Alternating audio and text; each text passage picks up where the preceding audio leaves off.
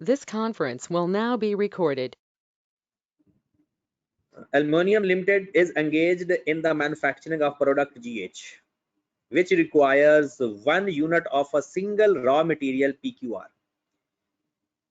कहता है कि 1 यूनिट चाहिए सिंपल, एक PQR यूनिट है मटेरियल को बनाने के लिए, उसको GH को बनाने के लिए. The manufacturing of PQR is currently outsourced under a contract which is expiring shortly. कहता है फिलहाल हम ना PQR जो है वो बाहर से मंगवा रहे हैं, आउटसोर्स कर रहे हैं, और जो कॉन्ट्रैक्ट किया हुआ है वो खत्म होने वाला है. ठीक है. The management of AL has decided to set up in-house manufacturing facility for the PQR instead of renew the existing contract of the supply on its expiry. कहते हैं बेहतर है कि हम खुद ही उसको बनाना शुरू कर देते हैं बजाय के नया कॉन्ट्रैक्ट करें.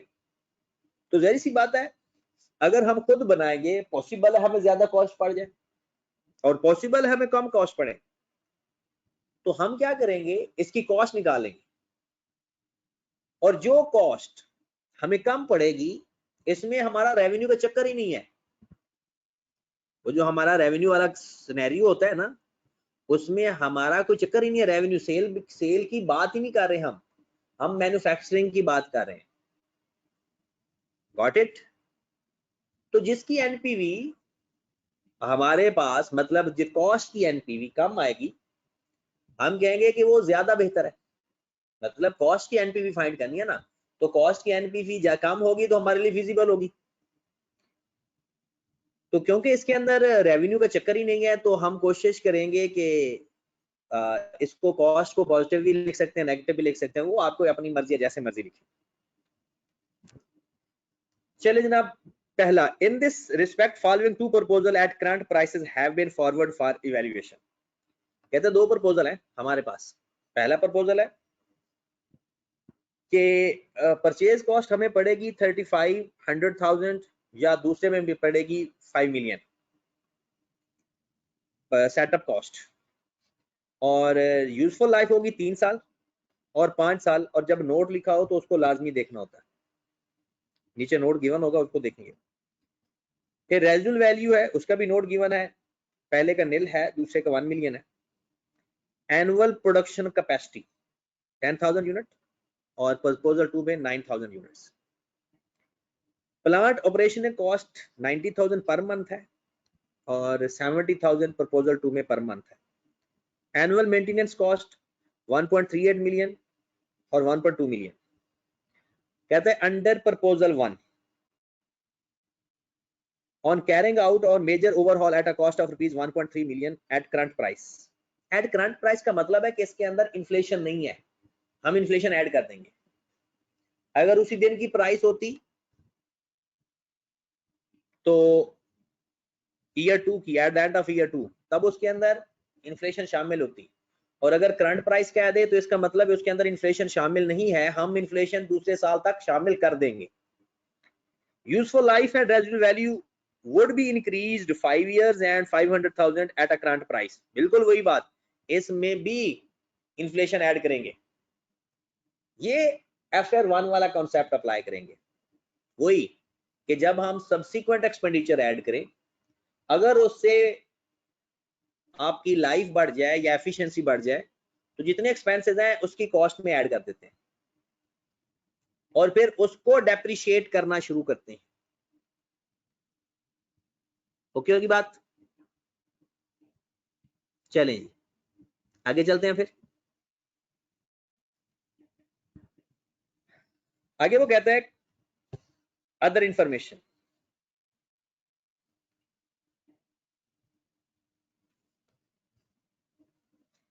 Existing demand of the GH is 7,500 units, which is expected to increase by 5% every year. कहते हैं existing 7,500 मतलब 7,500 पहले साल की डिमांड है या existing आज तो पहले साल पर 1.5% ऐड करेंगे. existing का मतलब है ऑलरेडी ये डिमांड चल रही है, हर साल 5% बढ़ेगी. ये फर्स्ट ईयर की डिमांड नहीं है 7,500. 5% इसमें ऐड करेंगे तो पहले साल की डिमांड हो जाएगी। In case of any shortage of PQR, it would be purchased from the market at a price of 550 unit at the current price. इसमें भी वही बात है, करंट प्राइस का मतलब है विदाउट इन्फ्लेशन, और हमने उसमें इन्फ्लेशन ऐड कर दिया करनी है। Variable cost at current price under proposal 1 and proposal 2 are 400 and 380 respectively. Depreciation would be charged on straight line basis. Accounting depreciation is assumed to be the same as tax depreciation. Inflation is estimated 6%, which is applicable from 1 year. पहले साल से applicable है जनाब inflation. Tax है 30% और rate है 14%। खत्म। सबसे पहले प्रपोजल 1 से जो हमें इंफॉर्मेशन मिली है, हम उसके हिसाब से देखते हैं कि हमें कितनी कॉस्ट पड़ती है और प्रपोजल 2 पे कितनी कॉस्ट पड़ती है। Got it. अब बट एक बात इसमें ये ध्यान में रखनी है कि प्रपोजल 1 में हमारे पास कैपेसिटी 10,000 यूनिट है और प्रपोजल 2 में हमारे पास कैपेसिटी 9,000 यूनिट है, प्रोडक्शन कैपेसिटी। अगर इससे यूनिट ज्यादा हो जाएंगे तो हम आउटसोर्स करेंगे, अगर यूनिट इससे ज्यादा हो जाएंगे तो हम उसको आउटसोर्स कर लेंगे। तो बिस्मिल्लाह करते हैं। सबसे पहले आप लोग यूनिट लिख लो ताकि हमें पता चल जाए कि किस सूरत में हमें आउटसोर्स करने पड़ेंगे और किस सूरत में आउटसोर्स नहीं करने पड़ेंगे। तो लाइफ कितनी है जनाब?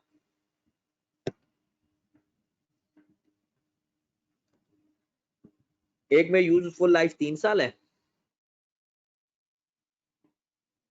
और एक में यूजफुल लाइफ 5 साल है। डन। चलो जनाब बिस्मिल्लाह करते हैं। फिर प्रपोजल 1 को चलाते हैं पहले और फिर प्रपोजल 2 को चलाते हैं। लेकिन अगर आप गौर फरमाएं कि जो प्रपोजल 1 है उसकी लाइफ दोबारा बढ़ जाती है और वो भी 5 साल तक हो जाती है। ठीक है, यहाँ पर देखें ना, प्रपोजल 1 में 3 साल लाइफ थी लेकिन आपने कुछ खर्चा किया उसके ऊपर तो लाइफ 5 साल होगी। तो पहले सिर्फ यूनिट लिख लेते हैं, ये वर्किंग है।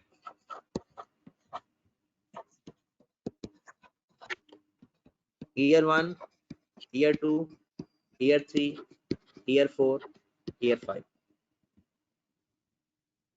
आपको चाहिए 7500 यूनिट्स। पहले साल ही आपने 1.05 से मल्टीप्लाई कर देना है क्योंकि 7500 एग्जिस्टिंग प्रोडक्शन थी, रिक्वायरमेंट थी। तो जल्दी से कैलकुलेटर सामने रखें और मुझे वैल्यू बताते जाएं। ये मैं यहां से स्टार्ट कर रहा हूं, ये वैल्यू। ठीक है, तो 7500 मल्टीप्लाइड बाय 1.05, 7875 मल्टीप्लाइड बाय 1.05। उसी को मल्टीप्लाई करते जाओगे या पावर चेंज करते जाओगे, पता है ना इस बात का। 8269 गुड। तीसरे साल का इसको मल्टीप्लाई कर दे 1.05 से 8682। चौथे साल का इसको 1.05 से राउंड ऑफ भी करते जाओ साथ साथ 9116। पॉइंट में नहीं जाएंगे, पॉइंट में गया तो फिर ज्यादा लंबा हो जाएगा।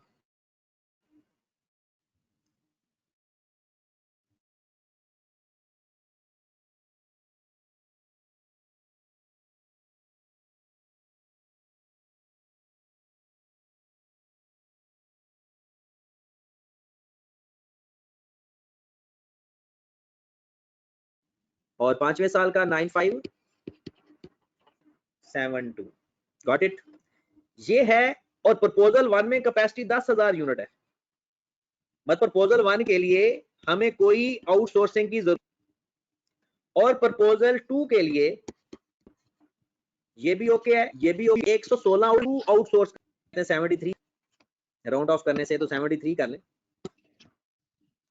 ठीक होगी बात। चलें जी, अब हम अपना क्वेश्चन स्टार्ट करते हैं। मतलब ये यूनिट हमने प्रोड्यूस करने हैं, इसकी कॉस्ट हमने फाइंड करनी है, इसके ऊपर कितना खर्चा आ रहा है, इसके ऊपर कितना खर्चा एलोकेट होगा, ये सारा हमने फाइंड करना। तो जनाब लिखें जरा, ये सोल्यूशन स्टार्ट हो रहा है y1 y2 y3 y4 y5। अभी हम प्रपोजल 1 करने लगे हैं, सिर्फ प्रपोजल 1। जब प्रपोजल 2 पे जाएंगे फिर उसकी बात करेंगे। इसमें हम सबसे पहले इनकम स्टेटमेंट वाली चीजें लिखेंगे ताकि हमारी टैक्स सेविंग आ जाए। सबसे पहले इनकम स्टेटमेंट वाली चीजें लिखेंगे, उसके बाद बाकी चीजें उसमें प्लस माइनस करेंगे। ओके होगी बात? चलें जी, बिस्मिल्लाह करते हैं। सबसे पहले हमारे पास जो कॉस्ट आ रही है यहां से उठा लें, plant operational cost, annual maintenance cost. जो जो चीजें इनकम स्टेटमेंट वाली हैं पहले हम वो लिखेंगे। तो पहले आ जाते हैं प्लांट ऑपरेशनल कॉस्ट पे।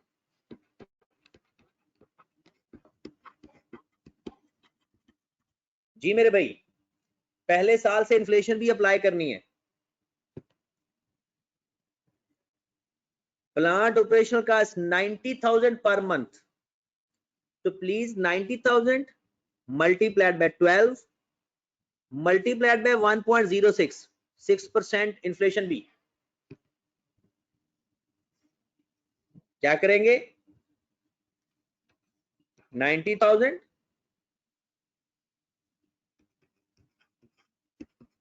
मल्टीप्लाइड बाय 12 मंथ का आ गया, मल्टीप्लाइड बाय 1.06, ये आ जाएगी पहले साल की ऑपरेशनल कॉस्ट। बताएं जनाब कितनी आएगी पहले साल की ऑपरेशनल कॉस्ट? जल्दी से साथ साथ कैलकुलेशन करनी है। 11,44800। आप चाहे तो इसको ब्रैकेट में ना भी लिखें, लेकिन क्योंकि हमारी आदत है आउटफ्लो को हम ब्रैकेट में लिखते हैं तो इसलिए लिख रहा हूं। अब इसको 1.06 से मल्टीप्लाई करते जाएं, हर साल 1.06 से मल्टीप्लाई करते जाएं। 1213 488, फिर इसको 1.06 से मल्टीप्लाई किया, 1286 297, फिर इसको मल्टीप्लाई किया। आप 1000 में राउंड ऑफ भी कर सकते हो, कुछ लोग करके बता भी रहे हैं। 1363 475 and last one is 1445 284. That is operational cost. Done. उसके बाद है मेंटेनेंस कॉस्ट।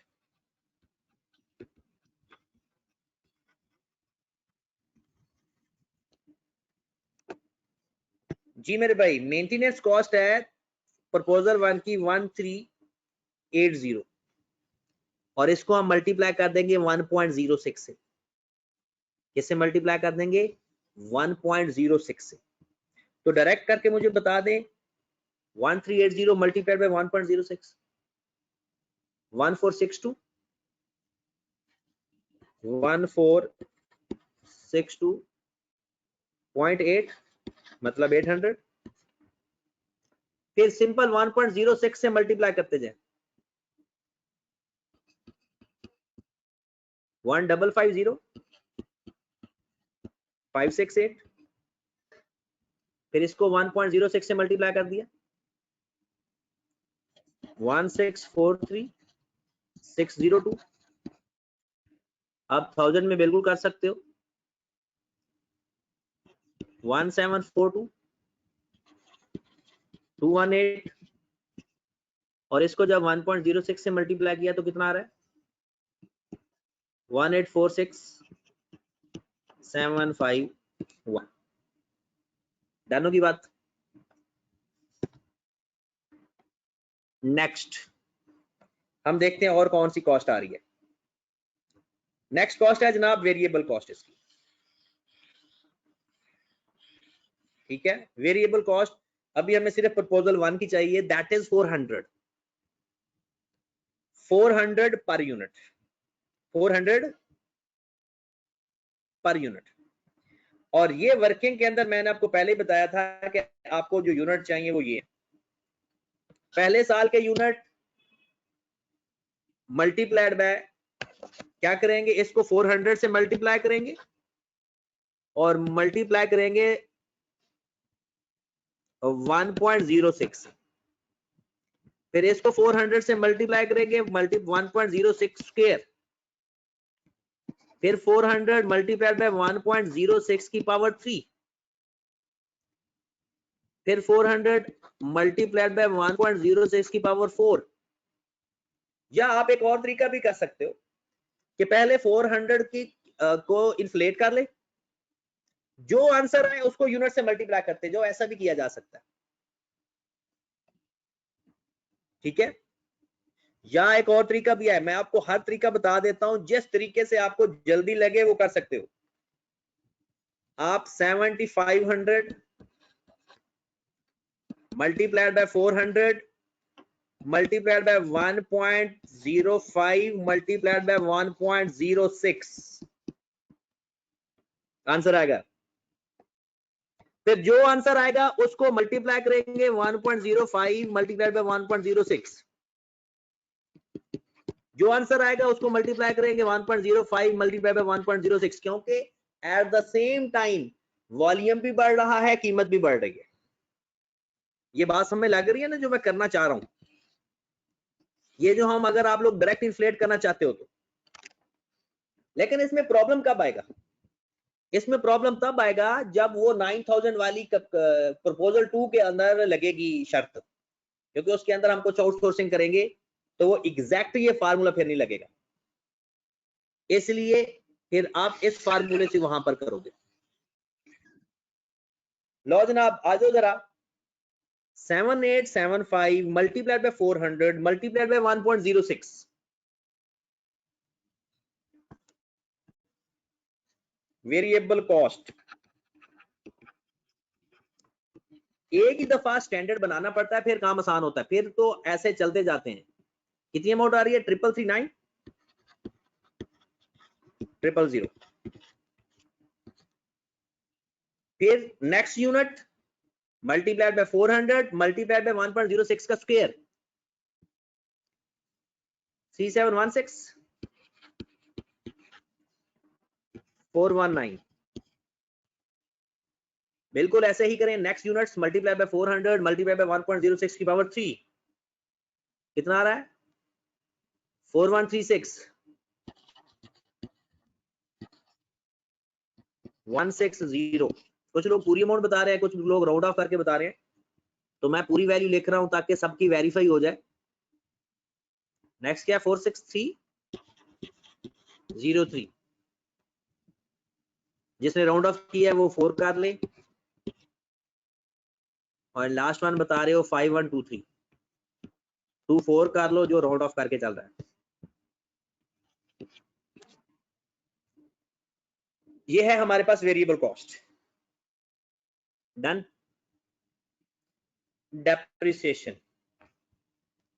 अभी हम सिर्फ वो चीजें लिख रहे हैं वेरी वेरी इंपॉर्टेंट, पेपर में नहीं लिख देना इंपॉर्टेंट, क्योंकि इसके अंदर अकाउंटिंग टच भी है। आओ जरा इसकी डेप्रिसिएशन फाइंड करके आते हैं वर्किंग से, वही पुराना तरीका। जी जनाब, इसके अलावा और कोई कॉस्ट नहीं है, यहाँ पर आप देख ले नीचे भी कोई गिवन नहीं है ना ऊपर गिवन है, जो कॉस्ट थी वो लिख ली हमने। डेप्रिसिएशन टैक्स पर्पस के लिए ले रहे हैं, बाद में वापस ऐड बैक कर देंगे।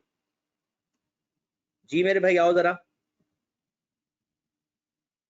जी पहले लाइफ है 3 साल,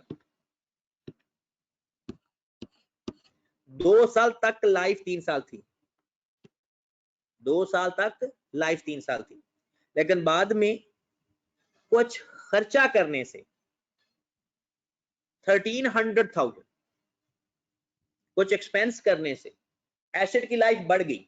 तो मुझे आप सिर्फ इतना बता दें, ये जो हमने एसेट में खर्चा किया है जिससे एसेट की लाइफ बढ़ गई है, क्या हम इसको एसेट की कॉस्ट में ऐड करेंगे या नहीं?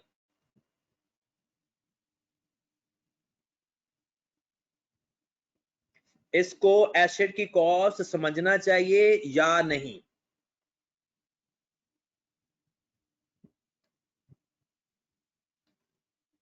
क्योंकि जब एसेट की लाइफ बढ़ जाए, जब एसेट की एफिशिएंसी बढ़ जाए या कोई स्पेशल पार्ट रिप्लेस किया जाए तो वो कैपिटलाइज हो जाती है वैल्यू अकाउंटिंग रूल के हिसाब से, और ये हमारा आउटफ्लो भी होगा। क्योंकि एसेट की कॉस्ट में ऐड होना है तो ये टैक्स के बाहर हो जाएगा। जैसे हम एसेट की इनिशियल इन्वेस्टमेंट ही टैक्स के बाहर लिखते, तो ये भी टैक्स से बाहर हो जाएगा। और अगर ये एसेट की कॉस्ट का हिस्सा ना बनता, हम इसको ऊपर ही लिखते इनकम स्टेटमेंट के अंदर। जी मेरे भाई आ जाए जरा, Y1, Y2, Y3, Y4, Y5 straight line method है जनाब। स्ट्रेट लाइन मेथड में क्या करते हैं हम? स्ट्रेट लाइन मेथड में सिर्फ कॉस्ट लिखेंगे। कितनी कॉस्ट है पहले हमारे एसेट की? 3500,000।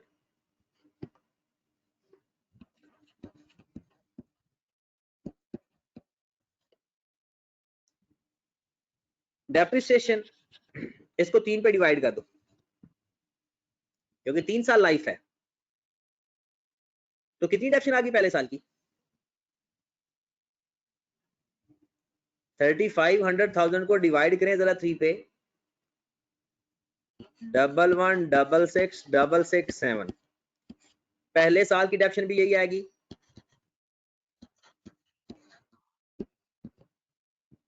दूसरे साल की डेप्रिसिएशन भी यही आएगी, क्योंकि स्ट्रेट लाइन मेथड है।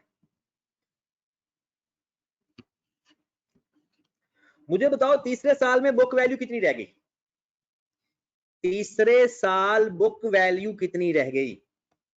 3500,000 में से माइनस कर दें इन दोनों डेप्रिसिएशन को।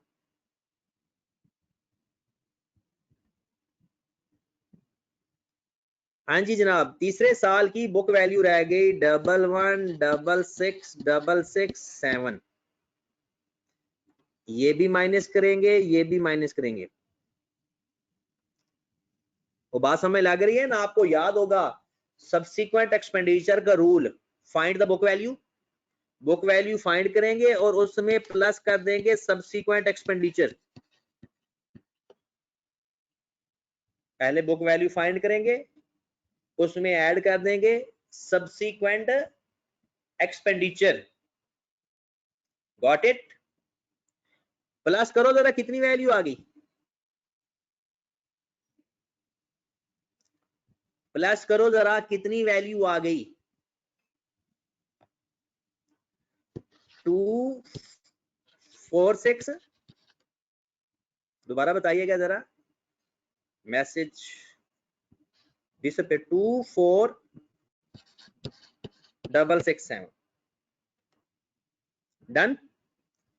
2 साल गुजरने के बाद जितनी एसेट की बुक वैल्यू बताई उसमें ओवर हॉलिंग एक्सपेंस ऐड कर दिए। ओके होगी बात? अब हम इसको मजीद फिर डेप्रिशिएट करना शुरू कर देंगे। अब वो कहता है कि लाइफ हो गई इंक्रीज्ड टू 5 इयर्स, मतलब पहले 3 साल थी, अब 5 साल हो गई। और 5 साल में से जो साल गुजर गए हैं वो तो गुजर गए, डिवाइड करेंगे इसको रिमेनिंग लाइफ पे। किस पे डिवाइड करेंगे? रिमेनिंग लाइफ पे। तो बताइएगा जरा, इसकी रिमेनिंग लाइफ पे अगर हम डिवाइड करेंगे तो कितनी, और इसकी रेजिडुअल वैल्यू भी है क्या? 500,000 रेजिडुअल वैल्यू भी है, पहले नहीं थी रेजिडुअल वैल्यू, बाद में है। तो डेप्रिशिएट करते हुए क्या करेंगे? -500,000 डिवाइडेड बाय 3। तो जी मेरे भाई बताएं जरा, अब इसकी डेप्रिसिएशन बताएं।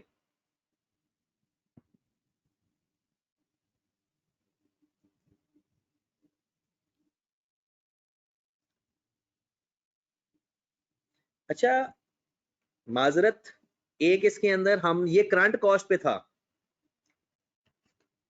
1 प्लस 0.06, इसको दूसरे साल पे लाना था। यानी अगर आप गौर फरमाएं, आपको ये जो 1300,000 गिवन है ये भी करंट कॉस्ट पे गिवन है और 500,000 भी करंट कॉस्ट पे गिवन है, और हम खड़े हैं दूसरे साल के एंड पे। तो याद रखें जब भी कोई करंट प्राइस पे गिवन हो, जिस साल पे आएंगे उतने सालों की इन्फ्लेशन ऐड हो जाएगी, उतने सालों की इन्फ्लेशन ऐड हो जाएगी। तो मेरे भाई आप इसमें इन्फ्लेशन भी ऐड करो।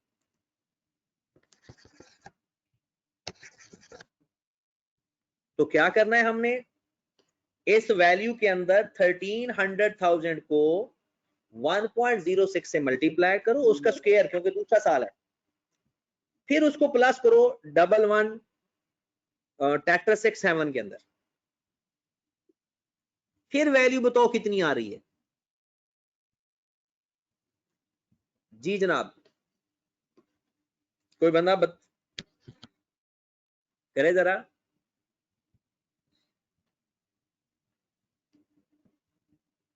कोई कर रहा है? 1300,000 इंटू 1.06 का स्क्वायर प्लस बुक वैल्यू करेंगे। जी आग 26 प्लस करके बता रहा है कोई, 2627 347 2627347, इन दोनों को प्लस करके आया। इस यानी 1300,000 को 1.06 के स्क्वायर से मल्टीप्लाई किया, जो आंसर आया उसको पिछली बुक वैल्यू में ऐड कर दिया। अब इसमें से 500,000 माइनस नहीं करेंगे, बल्कि 500,000 को दूसरे साल पर लाएंगे। 500,000 इंटू 1.06 का स्क्वायर, वो रेजिडुअल वैल्यू माइनस होगी।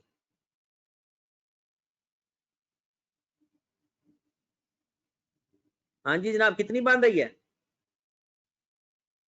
पहले सिर्फ रेजिडुअल वैल्यू बताए ना, सिर्फ residual value 561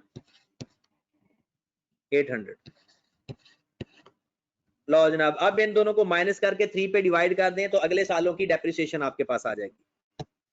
cost minus residual value divided by 3 करेंगे। टोटल 5 साल थे, 5 साल में से 2 गुजर चुके हैं, तो रिमेनिंग लाइफ 3 इयर्स है। 688,517।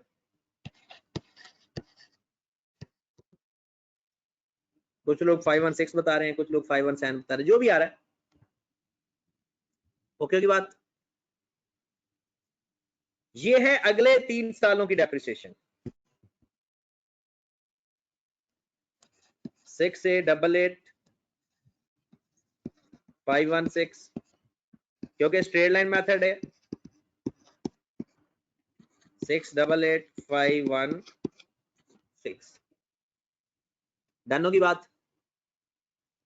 हाँ जी जनाब, लास्ट थिंग इज हमें गेन आ रहा है या लॉस आ रहा है। हम क्या करते होते हैं, बुक वैल्यू को कंपेयर कर लेते हैं उसकी रेजिडुअल वैल्यू से। बुक वैल्यू को कंपेयर कर लेते हैं उसकी रेजिडुअल वैल्यू से, या एंड वाली रेजिडुअल वैल्यू का डिफरेंस लिख लेते हैं। बट प्रॉब्लम ये है कि ये सवाल में आपको स्ट्रेट लाइन मेथड पे गिवन है, तो वो ट्रिक इस्तेमाल नहीं होगा। या तो फिर आप ओवरऑल बुक वैल्यू लिखें। ओवरऑल बुक वैल्यू कितनी आ रही है आखिरी साल की, या ओवरऑल बुक वैल्यू लिखें या रेजिडुअल वैल्यू को कंपेयर कर लें। जी जनाब, बुक वैल्यू कोई बता सकता है?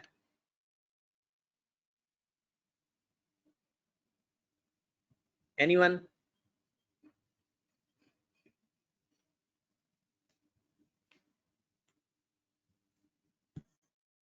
तो सिंपल देखें ना, आपके पास एसेट की वैल्यू क्या थी?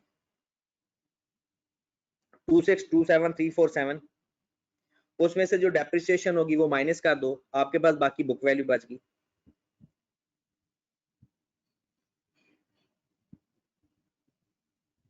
तो आपके पास याद रखें, जो बुक वैल्यू बची है उसको आप करेंगे रेजिडुअल वैल्यू से। देखिएगा जरा, आप कह रहे हो कि बुक वैल्यू आपकी बच गई है 561,800। कोई बता सकता है रेजिडुअल वैल्यू क्या है? कोई बंदा सही तरह से रेजिडुअल वैल्यू बता सकता है? बुक वैल्यू तो आ गई ना, कि आपने जो कॉस्ट फाइंड की थी उसमें से एक्यूमुलेटेड एक्शन माइनस कर दी। कोई बंदा रेजिडुअल वैल्यू बता सकता है? एनीवन?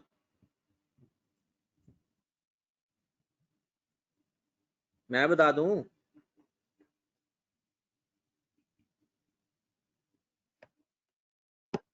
किधर है सारे? नुमैर किधर है? अनीस?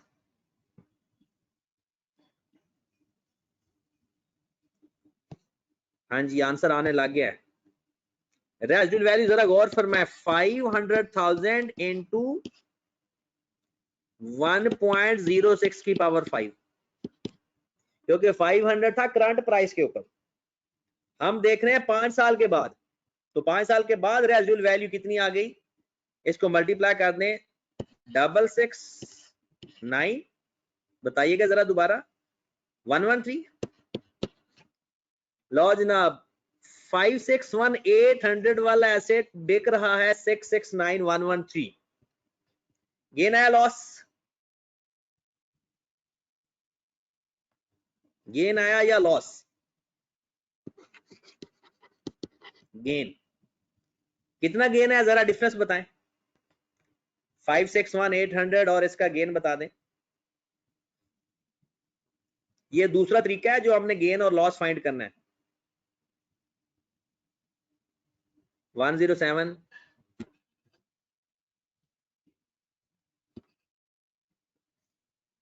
क्या 0.315। हाँ जी जनाब, आप लोग इस तरह से भी कर सकते हो,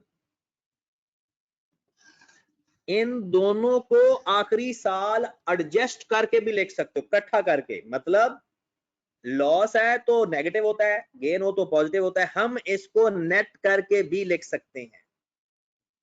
ठीक है? और अगर ये यहाँ पर स्ट्रेट लाइन मेथड ना होता तो फिर तो वो बुक वैल्यू वाला काम लिख लेते, कोई इशू नहीं था। लेकिन अगर वो का काम नहीं है तो हम गेन या लॉस इस तरह से फाइंड कर लेंगे कि आखिरी साल की book value compare with residual value. अगर हमारी बुक वैल्यू कम है, रेजिडुअल वैल्यू ज्यादा है, तो मतलब हम गेन में है। रेजिडुअल वैल्यू कहते हैं सेल वैल्यू को। ठीक है? अब आकर मुझे ना इसको प्लस करके लिखवा दें, सॉरी नेट करके, प्लस तो नहीं हो रहा, माइनस होगा। 688,516 और 107,315 को नेट करके भी लिखवा सकते हो, 581,201। डन? क्योंकि उधर तो आप इकट्ठा नेट करके भी लिख सकते हो। लो जनाब, आ जाओ जरा, डेप्रिसिएशन पहले साल की आ गई हमारे पास 11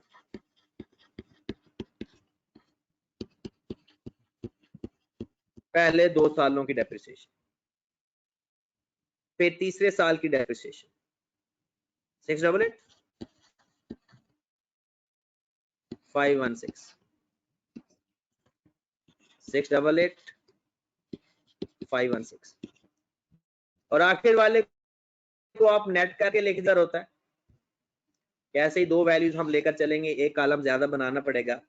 581,201, 581,201। लो जनाब, ये हमारे पास आ गए इनकम स्टेटमेंट की सारी चीजें। प्रपोजल 1 की टैक्स कैश फ्लो आ गया हमारे पास। हाँ जी जनाब, करें जरा सबको प्लस, ईयर 1 को प्लस करके बता दें।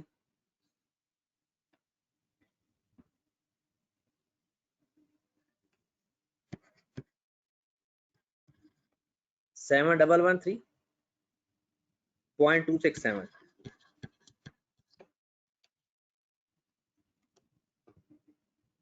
Okay next.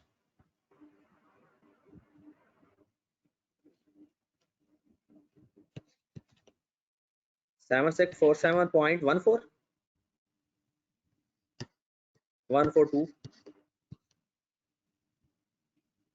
तीसरे साल को ऐड करें, तीसरे साल का आ रहा है 775555 7754 575। चौथे साल का आज तलहा नजर नहीं आ रहा, उसकी कैलकुलेशन काफी स्पीडी होती थी। 8397855 and last year is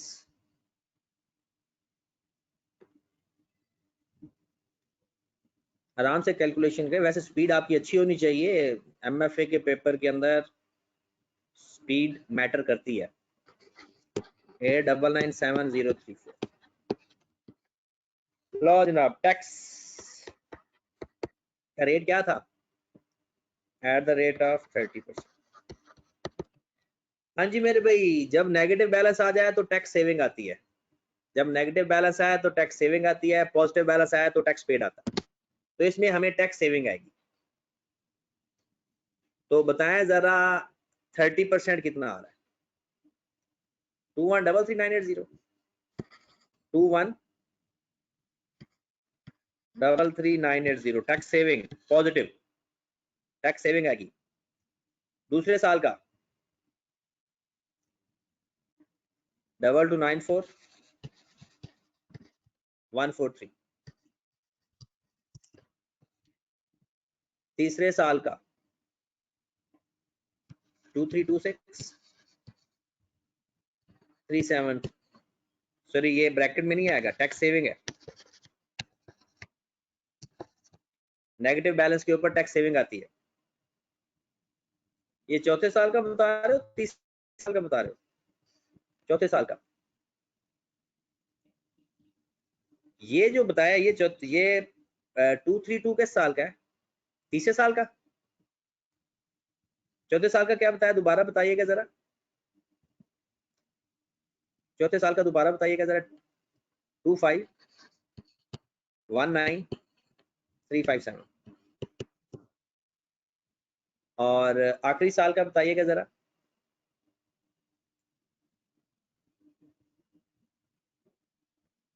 कितना आ रहा है? 2699 2699,110। लो जनाब, ऐड बैक कर दें डेप्रिसिएशन। अब सवाल हमारा वही रूटीन का स्टार्ट हो गया। यहां से ऊपर से देखकर ही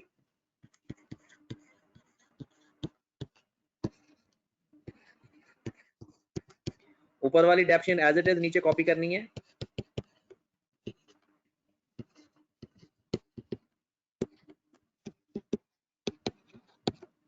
डन। लो जनाब, उसके बाद इनिशियल इन्वेस्टमेंट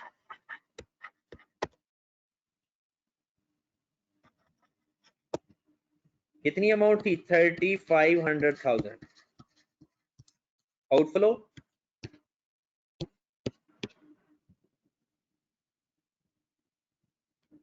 डन। और उसकी रेजिडुअल वैल्यू कितनी है? रेजिडुअल वैल्यू कितनी फाइंड की थी? 500 मल्टीप्लाइड बाय 1.06 की पावर 5, 669113। वो इनफ्लो होगा, वो जो अभी हमने किया था उसकी रेजिडुअल वैल्यू। और उसके ऊपर दूसरे साल पे ओवरहॉलिंग एक्सपेंस भी आए थे। दूसरे साल में ओवरहॉलिंग एक्सपेंस कितने आए थे? 1300,000 मल्टीप्लाइड बाय 1.06 का स्क्वायर, 1300,000 मल्टीप्लाइड बाय 1.06 का स्क्वायर, 1460680 डन। लो जनाब, नेट कैश फ्लो, इसमें आपकी जो एनपीवी है वो नेगेटिव ही आएगी क्योंकि हमारी ज्यादा कॉस्ट है, इनफ्लो कम है। फिर आप डिस्काउंट फैक्टर लिखोगे, फिर आप प्रेजेंट वैल्यू लिखोगे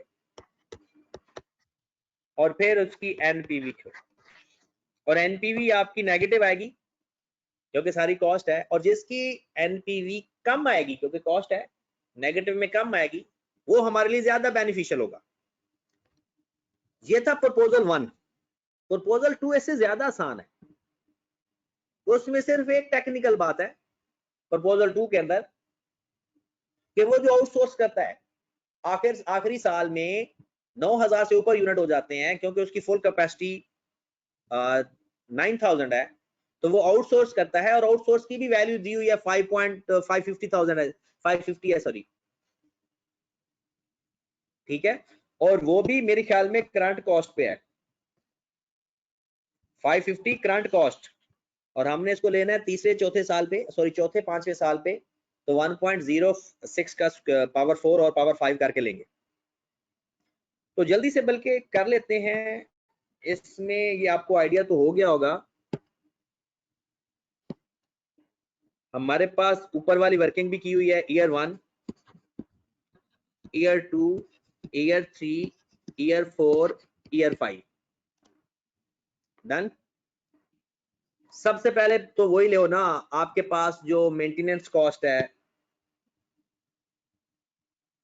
70,000 इसकी मेंटेनेंस कॉस्ट है और 1200,000 इसकी है। तो मैं दोबारा नहीं लिख रहा, सिर्फ डायरेक्ट वैल्यू लिख रहा हूं, 70,000 मल्टीप्लाइड बाय 12, ऐसा ही होगा 12 महीने, और मल्टीप्लाइड बाय 1.06, तो हर साल 1.06 से प्लस करते जाएंगे, ऐसा ही है। फिर मेंटेनेंस कॉस्ट 1200,000 है, हम इसको 1.06 से मल्टीप्लाई करते जाएंगे हर साल, ओके होगी बात। फिर हम लगाएंगे वेरिएबल कॉस्ट, ये थोड़ा इंपॉर्टेंट है, वेरिएबल कॉस्ट। जरा वापस चले, जब हमने वर्किंग की थी स्टार्ट में, ये इसके अंदर क्या करेंगे, ये भी कैपेसिटी के अंदर है, इसको 375 से मल्टीप्लाई करेंगे, मल्टीप्लाई बाय 1.06, इसको भी 375 से मल्टीप्लाई करेंगे, मल्टीप्लाई बाय 1.06 का स्क्वायर, 375 मल्टीप्लाई बाय 1.06 की पावर 3। यहां पे काम चेंज कर देंगे, यहां 9,000 है, 380 है, 375 है, 380 है, सॉरी माजरत, 380 है।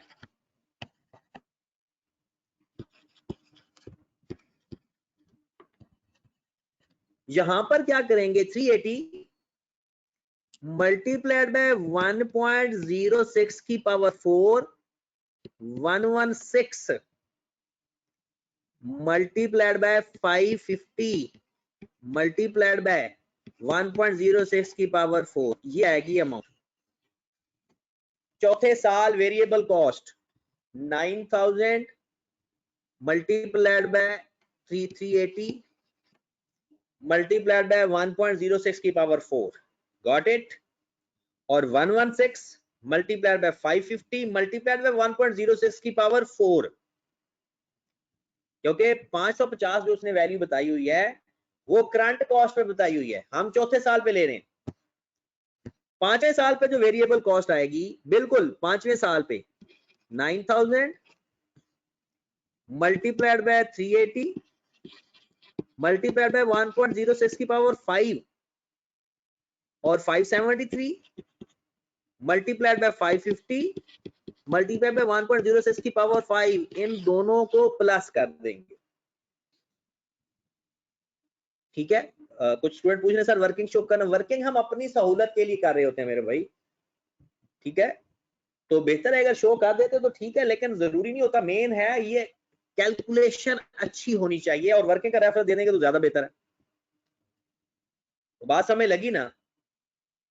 एक इसमें ये चेंज है, दूसरा इसमें डेप्रिसिएशन चेंज है, और कोई मसला नहीं।